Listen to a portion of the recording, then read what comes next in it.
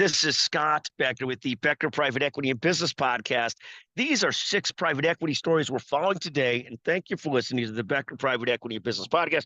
A special thank you today to Chanel Bunker, our producer, and Cosette Benjamin, one of our research analysts. Just brilliant help. First, Apollo Global Management making an $11 billion bid for Paramount Studio.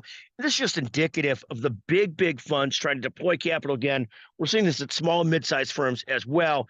The bigger firms seem to be having an easier time getting their hands around big deals and trying to deploy capital.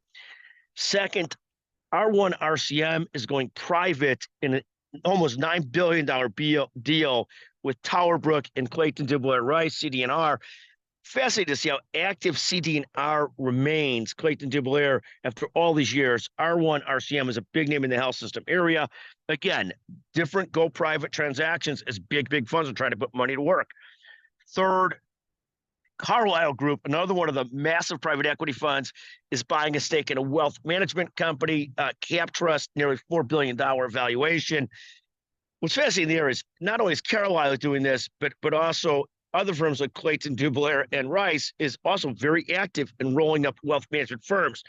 We joke that the 2 favorite words that a wealth manager says to his clients are, I shouldn't say nice shots, but nice shot, Mr. Client. Nice shot. Beautiful shot. I remember one wealth manager was a close friend, always take out some clients, and I couldn't even take how often that wealth manager would say to these other guys that are clients of his, "Oh, great shot. That's a beautiful shot." But that's the wealth management business for you. I know there's a lot more to it, so bear with me.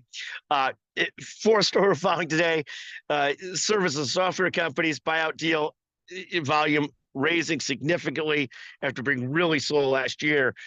We're seeing a huge rebound this year, so that's good news.